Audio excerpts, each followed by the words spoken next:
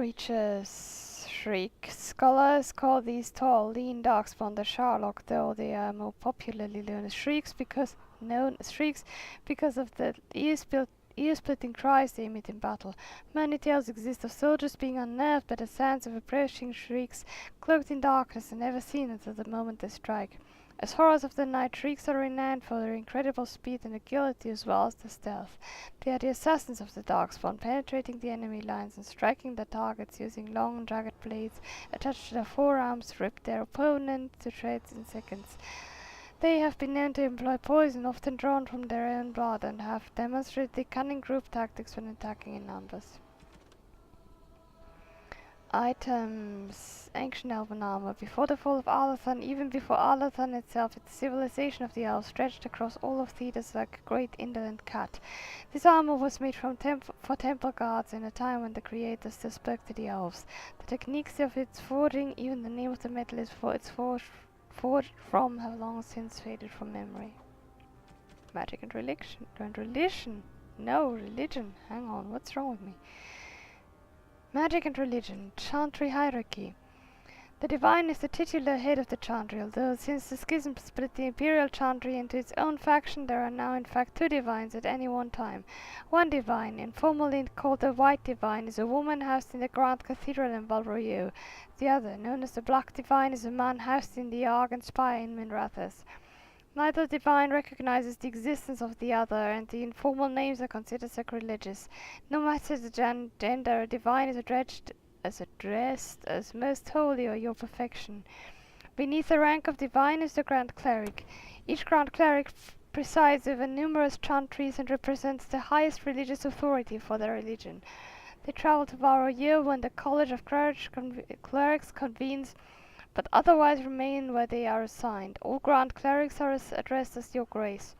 Beneath the Grand Clerics is the Mother, or in the Imperial Chantry the Father. If a mother is in charge of a particular chantry, revered is appended to a title. These are the priests responsible for administering to the spiritual well-being of their flock. A mother or revered mother is addressed as Your Reverence. Brothers and sisters form the rank and file of the Chantry and consist of three main groups: affirmed, initiates, and clerics. Affirmed are the lay brethren of the Chantry, those regular folk who have turned to the Chantry for succor. Often they are people who have led a difficult, irreligious life and have chosen to go into seclusion, or even orphans and similar unfortunates who were raised into the Chantry life. The affirmed take care of the Chantry and are in turn afforded a life of quieter contemplation, no questions asked. Only those folk who take vows become initiates. These are men and women in training, whether in academic knowledge or the martial skills of a warrior. All initiates receive an academic education, although only those who seek to become Templars learn how to fight in addition. Clerics are the true academics of the Chantry, those men and women who have dedicated themselves to the pursuit of knowledge. They are often found in Chantry archives, sages presiding over libraries of books and arcane knowledge. The most senior of these clerics, placed in charge of such archives, are given the title Elder, although such a rank is still beneath that of Mother. All other brothers and sisters are addressed simply by noting their title before their names, such as Brother Genitivi, from A Guide for Ambassadors from Ravane. Culture and history. Wait. No.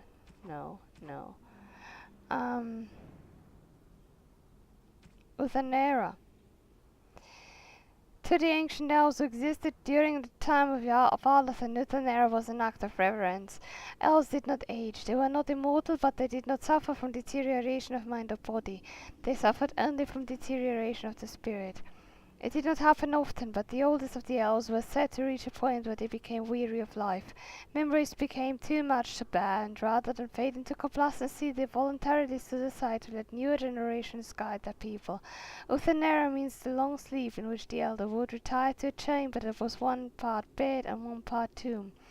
Through great ceremony from all the extended family, the elder would succumb to a slumber from which they would not wake for centuries, and often never.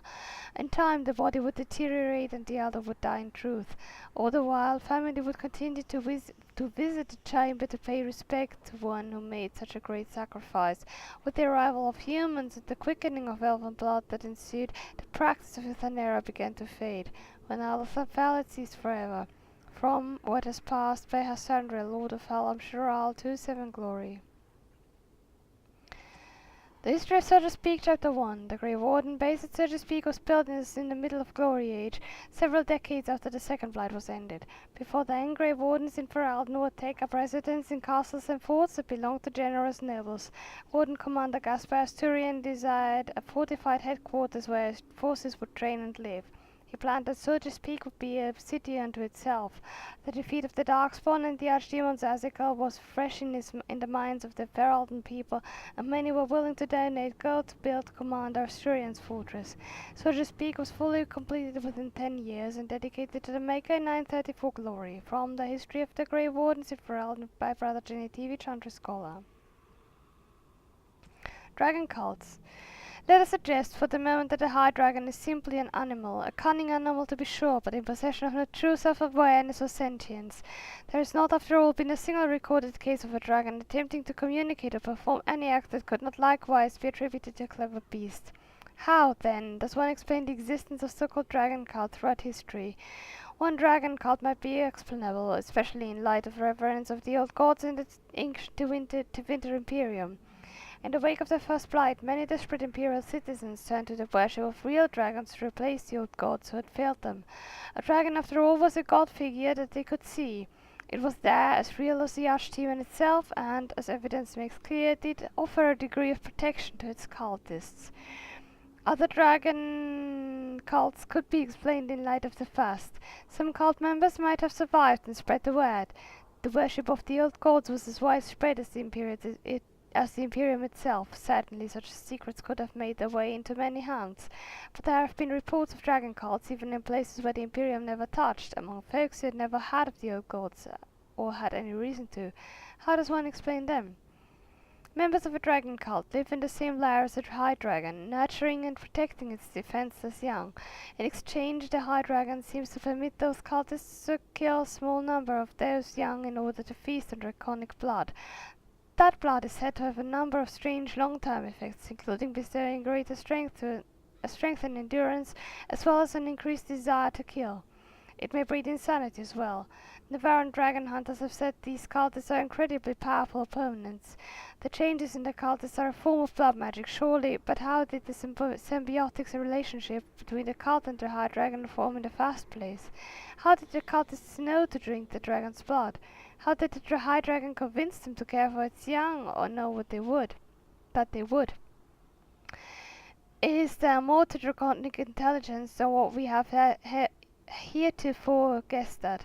No member of a dragon cult has ever been taken alive, and what accounts exist from the days of Navarran hunters recall only mad rants and impossible tales of godhood.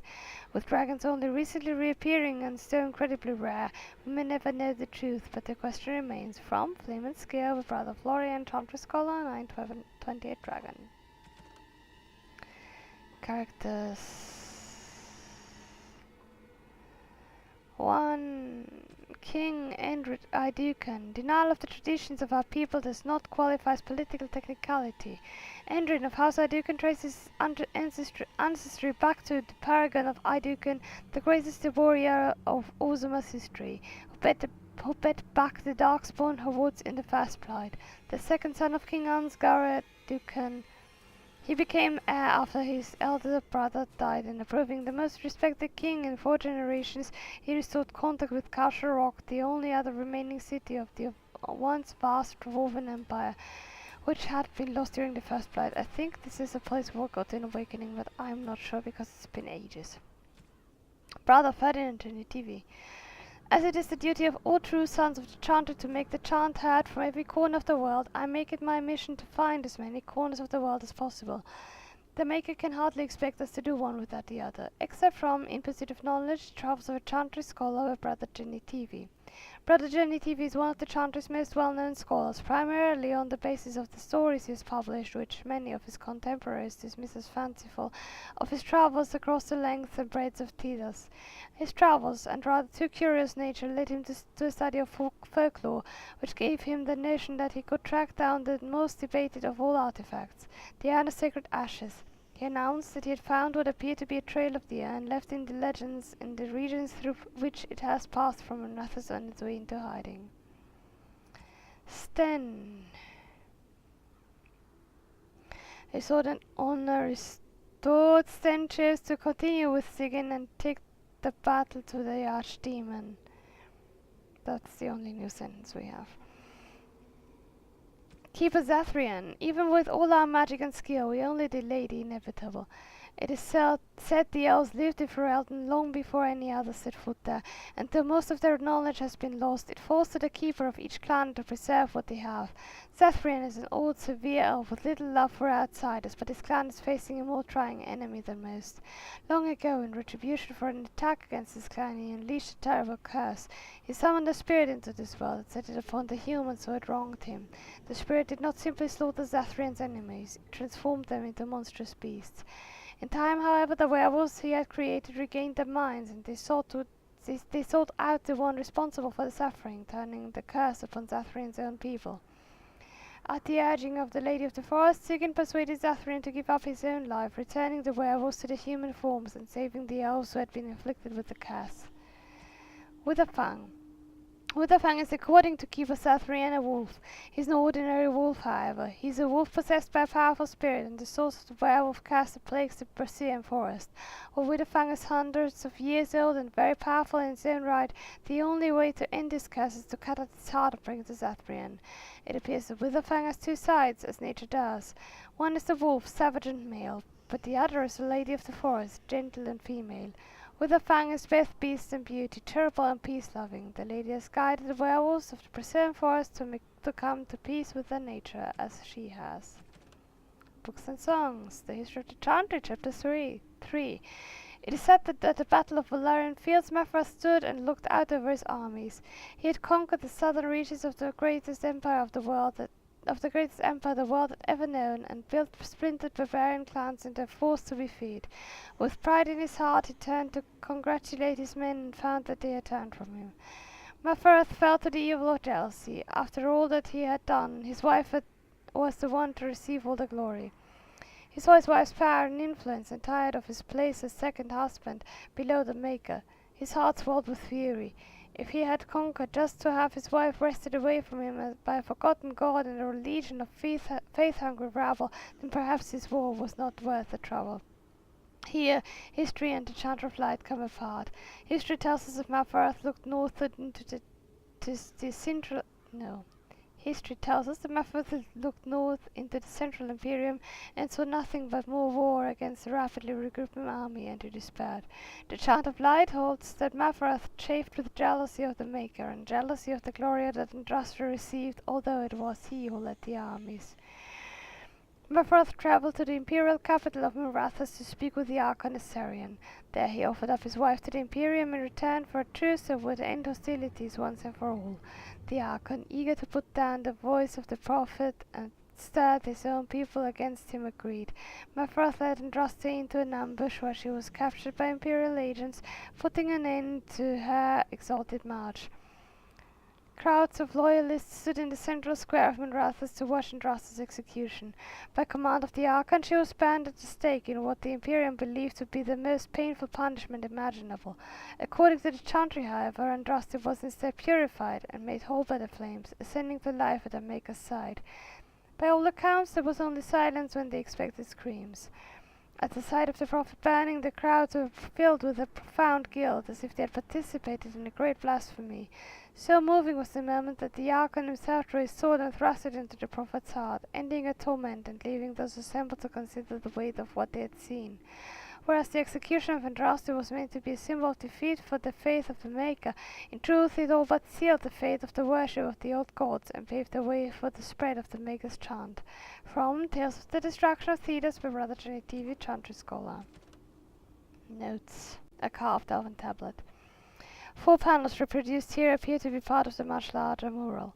The topmost panel shows a jug overflowing with water standing on an altar. 3 elves in robes are positioned around the altar, while a crowd of elves in warlike regalia stands just slightly apart from them. Just below is a depiction of all the elves, those in robes and those in armour, prostrating themselves before the altar with worshipful expressions. That from the top is a carving which shows one of the 3 robed figures, a woman with an elaborate tattoo on her face, drinking from the jug on the altar while the others watch. The bottom image shows the tattooed woman standing waist deep in a pool of water. She holds the jug with water spilling out of its mouth. The armored elves bow before her, describing a strange tablet. The Black Vials. Binding the 5th corpse walker, we condemn both spirit and host for inviting the walker. With solemn hearts we bind it by your true name, Shamus Goodson, revenant and perversion of rare friendship. Regret holds more pain than burying the dead, and trust to forgive your brother and bind your weakness for eternity. 5 thumbprints and blood mark the end of the text. Quest related. We've had that. I'm looking for something specific.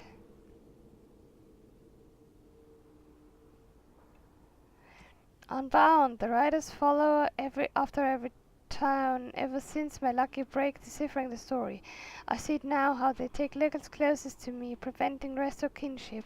I thought this is heroic glory, but I am dogged at every step by his talons. Gaxcan cast his name and the day I heard it. Journal excerpt from an unnamed long-dead adventurer. We'll come across more of these. The Scrolls of Banastor. In the Fatal dwell creatures both foul and fair, but all plague mankind with lusts and prides incalculable in our waking hours. Our power attracts them, and for good reason. Our unique bridge between flesh and dreams is one way they can enter the realm of the flesh. To begin the path of true power, court these poor terrible creatures and best them, force them into servitude, to pledge your heart to them. Either way you gain immense power and the means with which to tear holes in the world. Below the text scribble and margin are arcane symbols drawn with blood.